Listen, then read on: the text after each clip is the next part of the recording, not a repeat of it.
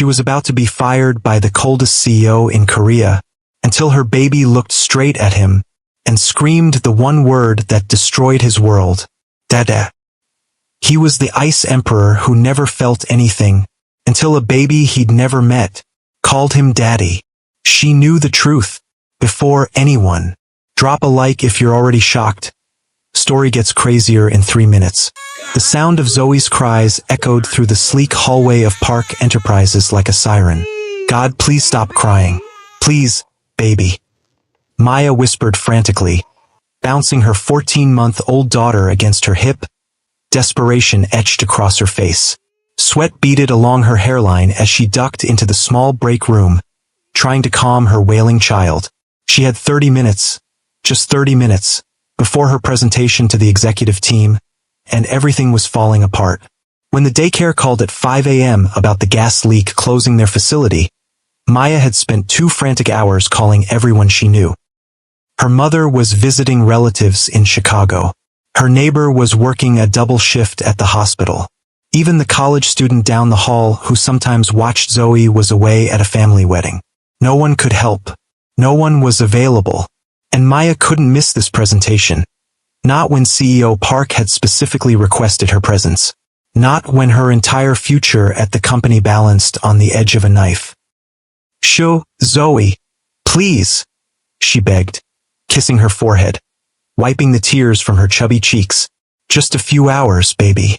Mommy just needs a few hours." The other employees in the break room scattered like startled birds, their eyes wide with panic. Everyone knew what would happen if Minjun Park, the infamous ice emperor of the Korean business world, heard a baby crying in his perfectly silent, perfectly ordered corporate headquarters. "Maya," hygiene from accounting hissed, her voice low with warning. "You need to get her quiet. Mr. Park just arrived in the lobby." Maya's heart plummeted. Mr. Park was early. He was never early. He was exactly on time always, not a minute before, not a second after. But today, the one day she needed those extra 30 minutes, he decided to break his own pattern. "I'm trying," Maya whispered back, voice cracking with anxiety. "I've tried everything."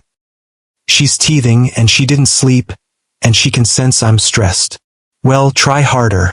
If Mr. Park hears her." "If Mr. Park hears what?" The temperature in the room seemed to drop 20 degrees in an instant. Every person froze, eyes widening in terror. Minjun Park stood in the doorway, his tall frame blocking the exit like the physical manifestation of judgment itself. His bespoke charcoal suit hung perfectly from his broad shoulders, not a wrinkle in sight. His black hair was immaculately styled, not a strand out of place. And his eyes, those cold, assessing eyes, swept across the room with clinical detachment before landing on Maya and her crying baby.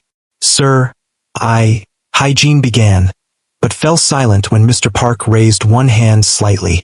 The gesture was barely perceptible, yet it carried the weight of absolute authority. "I asked a question," he said, his voice deadly quiet. That was the thing about Minjun Park. He never yelled, never shouted. His anger came in whispers, in that soft, controlled voice that somehow cut deeper than any scream ever could. Zoe chose that exact moment to let out another wail, her little face red with the effort, tiny fists clenched tight. "Ms. Williams," Mr. Park said, eyes fixed on Maya. "I believe I made the company policy on personal matters quite clear during your onboarding 6 months ago." Maya swallowed hard, her throat suddenly desert dry. "Yes, sir. And yet, there appears to be an infant in my break room." It wasn't a question. It didn't need to be. The judgment was clear in every perfectly enunciated syllable. The daycare had an emergency closure, Maya managed, unconsciously pulling Zoe closer to her chest, as if she could somehow shield her from the CEO's icy stare. "Gas leak. I tried everyone I know, but it's so early, and my presentation for the day one account. My office. Now." Just those 3 words. No emotion, no inflection. Just a command that brooked no argument, no negotiation. Then he turned and walked away, expecting, knowing, she would follow. Maya's legs trembled as she gathered Zoe's diaper bag. This was it. She was going to be fired. 14 months of struggling as a single mother, of working twice as hard as everyone else just to prove herself, of surviving on 4 hours of sleep and convenience store meals. All of it wasted. And for what? Because the universe decided today was the day everything would fall apart? The walk to Minjun Park's corner office felt like a death march. Zoe continued to cry, each sob driving another nail into the coffin of Maya's career. The other employees avoided her eyes as she passed, their faces a mixture of pity and relief that it wasn't them walking toward execution. If you're watching this story unfold, drop a comment letting us know where you're watching from. Can you feel the tension? Hit subscribe now to see what happens when this powerful CEO meets his match in an unexpected way. Mr. Park's office was exactly what you'd expect from a man known as the Ice Emperor: minimalist, monochromatic, meticulously organized.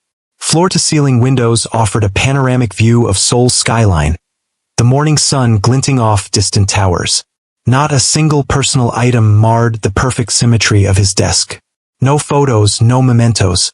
Nothing to suggest a life existed beyond these walls. He was standing by the window when she entered, his back to her, hands clasped behind him as he surveyed the city like a general assessing a battlefield. "Close the door, Ms. Williams." Maya obeyed, juggling Zoe and the diaper bag awkwardly as she pushed the heavy door shut with her hip. The sound of it closing echoed with a terrible finality. "Sir, I can explain. Your child is still crying, Ms. Williams." Maya bounced Zoe desperately, shushing her, pressing kisses to her hair. "I know, sir. I'm sorry. She's teething, and she missed her morning nap, and I am not interested in excuses." Minjun turned, his expression unchanged, unreadable. "You've worked for me for 6 months. In that time, you've proven yourself competent, thorough, and reliable. Until today. Sir, please.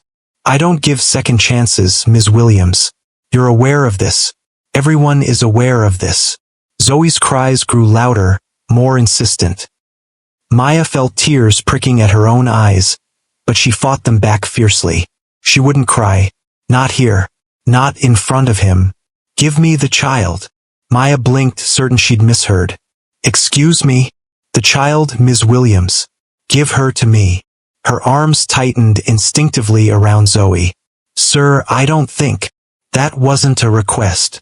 Minjun Park stepped forward, arms extended, and Maya felt her world tilt sideways. Was he going to physically remove her daughter from the building? Was this some kind of power play to demonstrate his complete control? But his hands, when they reached for Zoe, were unexpectedly gentle. "Sir, she doesn't like strangers. She'll just cry harder if—" Zoe's head suddenly popped up from Maya's shoulder. Her crying stopped abruptly, like someone had flipped a switch. Her tear-stained face turned toward Minjun Park with an expression of recognition. Before Maya could process what was happening, Zoe was lunging out of her arms, chubby hands reaching for the CEO with an urgency that made absolutely no sense. Maya tried to hold on to her, stammering apologies, but Zoe was determined. "No, Zoe, no. I'm so sorry, Mr. Park. She's never like this. I don't know what. Let her go." There was something different in Minjun's voice now, something Maya had never heard before. An emotion she couldn't identify in a man she'd thought incapable of emotion. Reluctantly, she loosened her grip, and Zoe practically threw herself into Minjun Park's arms. The sight was so incongruous, so utterly bizarre that Maya could only stare in mute shock. The Ice Emperor of Park Enterprises, a man rumored to have fired an executive for sneezing during a presentation, was holding her daughter with the practiced ease of someone familiar with children. Zoe immediately settled, her little body relaxing against Minjun's broad chest. She reached up one tiny hand and patted the CEO's perfectly shaved cheek. "Dada," Zoe said clearly, happily. "Dada. If you're screaming right now, smash that like button. Comment Dada and where you watching from. If you felt that in your soul. Keep watching, the real twist hits soon." The world stopped. Minjun Park froze, his entire body going rigid. Something flashed across his face. Shock, disbelief, and something deeper. Something raw that disappeared so quickly Maya almost thought she'd imagined it. She's never said that before, Maya whispered, horrified. Mr. Park, I'm so sorry. She's just learning to talk. She doesn't know what she's saying. Her father isn't. She's never even met her father. If you're as shocked as Maya right now, drop a comment below. What could possibly explain Zoe's reaction? Subscribe and hit that notification bell to make sure you don't miss what happens next in this incredible story. Minjun didn't respond. He was staring at Zoe with an intensity that made Maya's skin prickle. The baby, completely oblivious to the tension, snuggled closer, resting her head against Minjun's shoulder as if she belonged there, as if she had found exactly where she was supposed to be. The father, Minjun finally said, his voice carefully controlled. Tell me about him. Maya's chest tightened. This was not a conversation she wanted to have with her boss, especially not with her boss holding her daughter, especially not after her daughter had just called him Dada. But Minjun Park's question hadn't sounded like curiosity. It had sounded like a demand. American, she said stiffly. He was here on business when we met. He went back to the States when I was 4 months pregnant. He doesn't know about Zoe. Doesn't want to know. Name?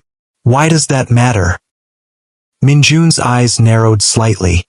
You're questioning me, Ms. Williams? No, sir. I just don't see how it's relevant to my employment status. Your employment status? Minjun repeated the words slowly, as if testing them. Yes, let's discuss that. He adjusted his hold on Zoe, supporting the baby more securely against his chest. Zoe made a small, contented sound and closed her eyes. She was falling asleep, in Minjun Park's arms. In under a minute, Mr. Park, said his assistant from the doorway. The executive team is waiting in the conference room. Reschedule. Sir.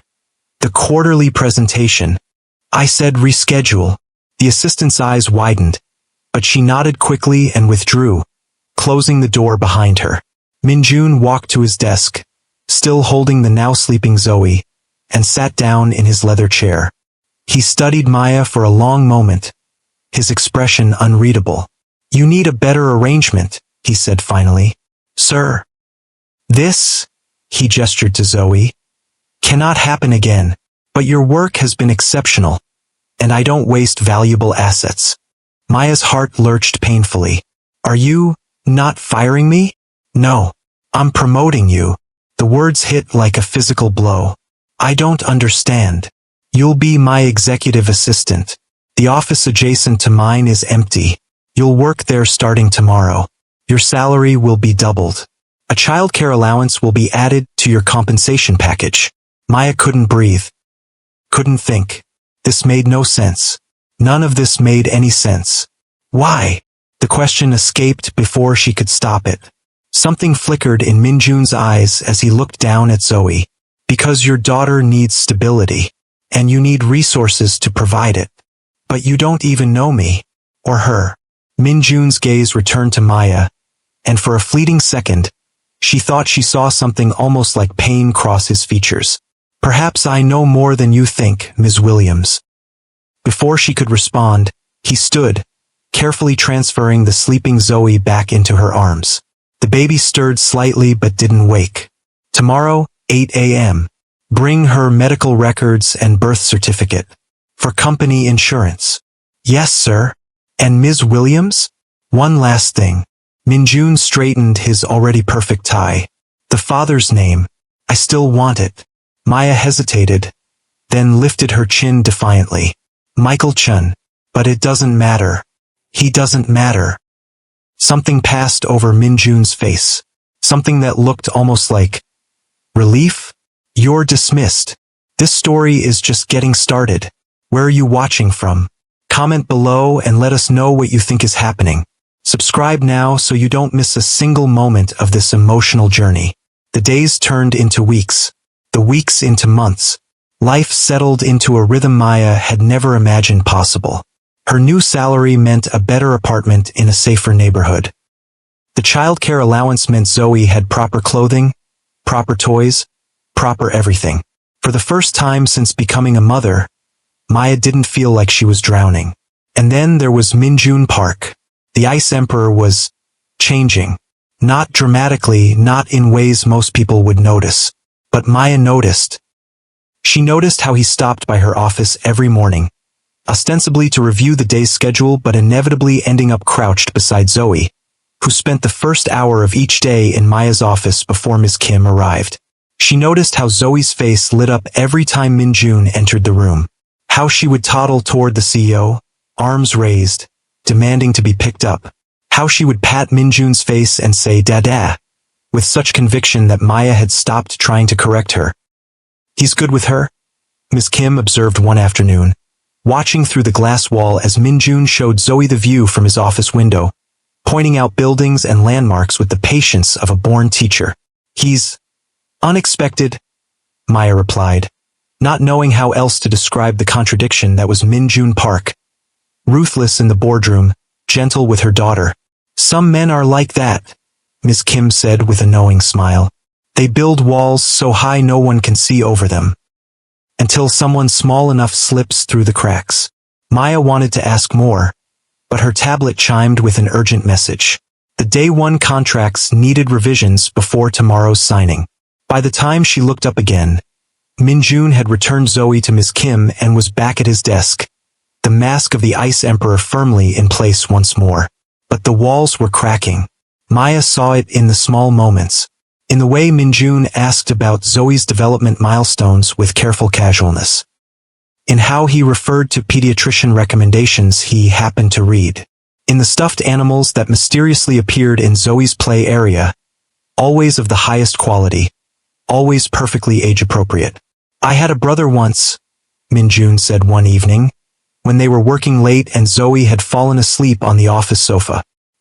"He would have been about Zoe's age when—" He didn't finish the sentence. Didn't need to. The pain in his voice told Maya everything she needed to know. "I'm sorry," she said quietly. "Don't be. It was a long time ago." He looked at Zoe, something raw and painful crossing his face. "But sometimes I wonder who he would have become." It was the most personal thing he had ever shared with her, the most human she had ever seen him, and it made the mystery of his interest in Zoe both clearer and more confusing. Can you believe how this story is unfolding? Drop a comment if you think there's more to Minjun's story than he's sharing. Where are you watching from? Subscribe now for the next part. Everything changed on a Tuesday. Maya was organizing files on her tablet when she accidentally opened a folder labeled Personal, MJP. She knew immediately she shouldn't be seeing this, knew she should close it and forget it existed. But a familiar name caught her eye, Michael Chen. Her fingers froze over the screen. Michael Chen, the name she had given Minjun when he asked about Zoe's father. Why was it in Minjun's personal files? Against every professional instinct, Maya began to read. Background check. Travel records. Medical history. Fertility clinic records from 3 years ago. Fertility clinic? Maya's heart began to pound as she scrolled through document after document. It didn't make sense. None of it made sense. Until suddenly, horribly, it did.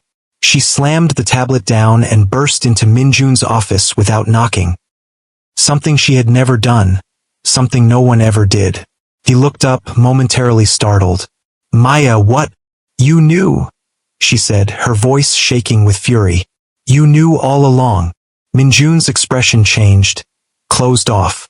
He set down his pen with careful precision. "Knew what, exactly?" "About Zoe. About me. About everything." Her hands were trembling now. "You've been investigating me since before I even started working here, haven't you?" Minjun was silent for a long moment. Then he sighed, a sound so weary it momentarily doused the flames of Maya's anger. "Sit down, Maya." "I don't want to sit down. I want you to explain why you have a file on my daughter's father. Why you have medical records from a fertility clinic that I never told you about. Why?" "Because I was there." 3 words. Just 3 words, but they hit Maya like a physical blow. "What?" 3 years ago. Seoul Medical Center. Fertility wing. Minjun's voice was flat, emotionless. I had just been diagnosed with stage 3 lymphoma. The doctors were concerned about fertility complications from the treatment. They recommended banking sperm. I did. Maya felt the room spinning around her. No, that's not possible. Michael Chun was a fiction. The clinic used donor codes, not names. For privacy.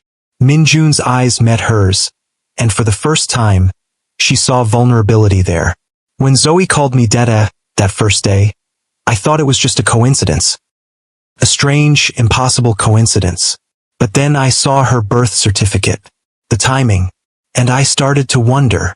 So you had me followed? Investigated? You invaded my privacy without my knowledge or consent. I needed to know. And do you? No? Minjun nodded once, the movement almost imperceptible. The DNA test confirmed it 2 months ago. Zoe is my biological daughter. The world seemed to drop away beneath Maya's feet. She gripped the edge of Minjun's desk, suddenly lightheaded. DNA test? You took her DNA? How dare you? The pacifier she left in my office. I should have told you then. I wanted to, but I didn't know how. Maya laughed. A bitter, broken sound. Didn't know how? You're Minjun Park, the great ice emperor.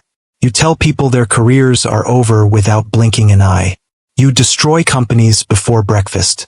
But you couldn't figure out how to tell me you're my daughter's biological father. Maya. No. She straightened, pulling all her fractured pieces back together through sheer force of will. Quit. Effective immediately. You'll have my final report by the end of the day. You can't quit. Watch me. She turned to leave, but Minjun's next words stopped her cold. The Lee Group is preparing a hostile takeover. If they succeed, the company will be dismantled.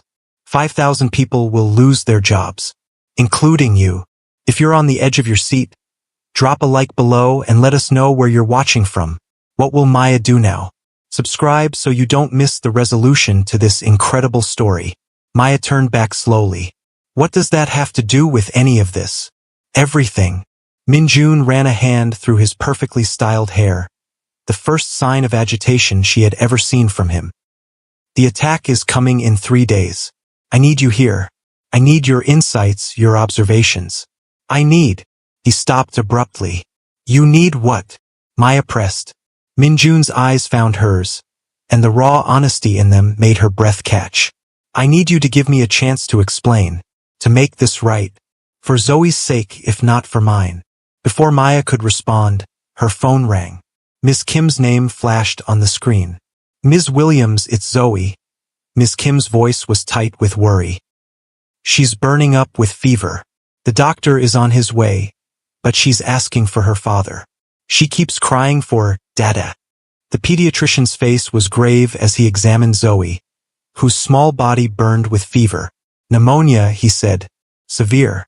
The hospital was the only option. On the second night, when Zoe's fever finally broke and she fell into her first peaceful sleep since arriving at the hospital, Maya felt her own exhaustion crash over her like a wave. She swayed slightly, catching herself on the edge of Zoe's bed. Sleep, Minjun said, appearing at her side as if he had been waiting for this moment. I'll watch her. I can't leave her. I'm not asking you to. The couch folds out. Sleep, Maya. I'll wake you if anything changes. Too tired to argue, Maya allowed herself to be led to the small couch. Minjun unfolded it with practiced efficiency, producing a blanket and pillow from somewhere. She sank onto the makeshift bed, intending only to rest her eyes for a moment. She woke hours later to sunlight streaming through the hospital window and the sound of quiet voices. Minjun was sitting beside Zoe's bed, reading from a children's book Maya didn't recognize. Zoe was awake, still pale but alert, giggling weakly at the funny voices Minjun was making for each character. Again, Zoe demanded when the story ended. Again, Dada. One more time, Minjun agreed, his voice gentle. Then you need to rest so you can get better. Maya lay still, watching them. There was no pretense here, no calculation. Just a man who had discovered he was a father, trying his best to comfort a sick child. a child who had somehow recognized him from the very beginning. She knew, she said quietly, sitting up. Somehow, Zoe knew you were her father. Minjun looked up, surprised to find her awake. Maya, the Lee Group, she interrupted. You said they're planning a takeover in 3 days. Minjun's expression shifted, became guarded. Yes, tell me everything. As Zoe drifted back to sleep, Minjun explained the situation. The Lee Group had been quietly buying shares for months. They had allies on the board, had been secretly meeting with key clients. Their plan was to call for a vote of no confidence, remove Minjun as CEO, then break up the company and sell off its most profitable divisions. They'll destroy everything I've built, Minjun said, his voice tight with controlled anger. Not just my career, but the livelihoods of thousands of employees. People with families, with children. People like me, Maya said softly. Maya studied him for a long moment. The great Minjun Park, asking her how to save his company. The Ice Emperor, looking at her not with command but with trust.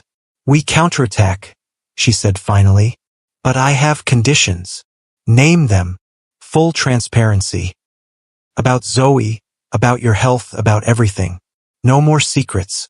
Minjun nodded. Done. And when this is over, we discuss Zoe's future. Together. As equals. Is that all? For now. Minjun extended his hand. Partners. Maya hesitated, then took it. Partners. The next 48 hours were a whirlwind of strategy sessions, clandestine meetings, and carefully orchestrated countermoves. Zoe recovered quickly, as children often do, and was released from the hospital with orders for rest and continued antibiotics. Ms. Kim took charge of her care at Maya's apartment while Maya and Minjun worked tirelessly to save Park Enterprises. By the time they returned to Seoul, the tide had turned. The Day One Group publicly reaffirmed their exclusive partnership with Park Enterprises. 3 key board members withdrew their support for the Lee Group's takeover bid. And Minjun's cousin was escorted from the building by security, his access revoked, his career in shambles. The vote, when it came, was decisive. 11-2 in favor of retaining Minjun as CEO. Lee Jun-ho was removed from the board effective immediately. Park Enterprises would continue, stronger than before, its leadership reaffirmed. Come to dinner tonight, Minjun said suddenly. Bring Zoe. Minjun. Please. That single word, not a command but a request, decided her. Okay. Dinner. This story keeps getting more intense. Hit that subscribe button right now to see where this unexpected connection leads. Comment where you're watching from. We want to hear from you. Minjun's home was not what Maya had expected. Instead of the sleek, sterile penthouse she had imagined, it was a traditional hanok on the outskirts of Seoul, modernized inside, but still retaining its classic architecture and peaceful garden. Zoe was delighted by the koi pond, squatting beside it with childish fascination as the colorful fish swam beneath the surface. This house has been in my family for 4 generations, Minjun said, watching Zoe with a soft expression Maya had once thought him incapable of. I grew up here with my parents and brother. After they died, I nearly sold it. But something stopped me. It's beautiful, Maya said honestly. Peaceful. It was meant for a family. Minjun's eyes found hers. It's been empty for too long. The implication hung in the air between them, unspoken but unmistakable. When Zoe was settled for the night, they moved to the garden. Night had fallen, and lanterns illuminated the stone path and the small pavilion overlooking the pond. Minjun poured tea for both of them, his movements precise, almost ceremonial. You promised transparency, Maya reminded him. About your health. The cancer. In remission for 2 years now. Regular checkups, clean scans. Minjun set down his cup. I was 28 when I was diagnosed. The treatment was aggressive, the prognosis uncertain. Banking sperm was a precaution I never expected to need. And now I find myself a father to a child I never knew existed. A child who somehow recognized me on sight. He looked at her, really looked at her. A child whose mother is the most remarkable woman I've ever met. Maya felt her cheeks warm. Min-jun, let me finish, please. He took a deep breath. I know I've done this all wrong. I should have told you the moment I suspected. Should have approached you honestly instead of manipulating the situation. I have no excuse except that I was afraid. You? Afraid? Maya couldn't keep the disbelief from her voice. The great Min-jun Park? Terrified, he admitted quietly. Terrified that if I told you the truth, you'd take Zoe and disappear. Terrified that I'd lose my daughter before I ever really knew her. Terrified that you'd see me as nothing but a DNA donor and not as someone who could be a real father to her. The raw honesty in his voice struck Maya speechless. This was not the Ice Emperor speaking. This was just a man, flawed, vulnerable, human. What do you want, Min-jun? Really want? A chance. He reached across the table, his hand stopping just short of hers. A chance to be Zoe's father. A chance to show you who I really am, beyond the office, beyond the reputation. A chance to see if what's growing between us might become something meaningful. And if I say no, then I'll respect your decision. I'll provide for Zoe financially. See her when you allow it. Be as much or as little a part of her life as you're comfortable with. His eyes held hers steadily. But I hope you don't say no. Maya was silent for a long moment, considering everything that had happened in the whirlwind of the past months. The strange, inexplicable bond between Zoe and this man. The glimpses she'd caught of the person beneath the Ice Emperor facade. The way Min-jun had stayed at the hospital, reading stories until his voice grew hoarse. The way he looked at Zoe with wonder, with tenderness, with love. I don't know what this is, she said finally, gesturing between them. I don't know if it's just gratitude on my part, or guilt on yours, or some bizarre circumstance throwing two unlikely people together. Does it matter if it becomes something real in the end? Maya thought about that. I guess not. But I need time. We need time. Zoe needs stability, not confusion. Min-jun nodded. Time I can give. We'll go as slowly as you need. A small smile touched his lips. Though I'm not sure Zoe is as patient as we are. She seems to have made up her mind already. Maya couldn't help but smile back. She's stubborn. Like her father, apparently. And perceptive. Like her mother. She finally reached out, letting her hand rest lightly on his. A beginning, not a promise. But perhaps someday it could be both. 1 year later, Zoe ran ahead on sturdy legs, chasing a butterfly through the garden of the hammock that had become her home. Maya called after her, laughing as the now 2-year-old zigzagged between stone lanterns and flowering bushes. I've got her, Min-jun said, emerging from the house. He scooped Zoe into his arms, spinning her around as the toddler shrieked with delight. In the year since the truth had been revealed, Min-jun had changed in ways both subtle and profound.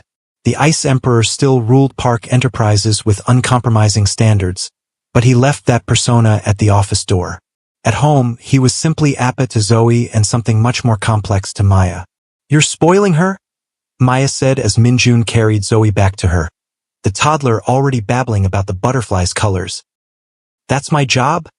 Min-jun replied, pressing a kiss to Zoe's forehead before turning those dark eyes on Maya. And spoiling you is also my job, though you make it considerably more difficult. I don't need spoiling. Need and deserve are different things.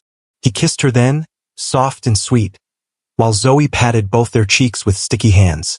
More, Zoe demanded. More kisses. They laughed, and for a moment, the world wasn't complicated or difficult or uncertain. It was just them. A family forged in the most unexpected way, through a child's instinctive recognition of what the adults around her had missed, that sometimes love is simply a matter of seeing past the walls people build, to the person they truly are inside. That evening, after Zoe was asleep, Min-jun found Maya sitting in the garden pavilion, watching the moonlight on the koi pond.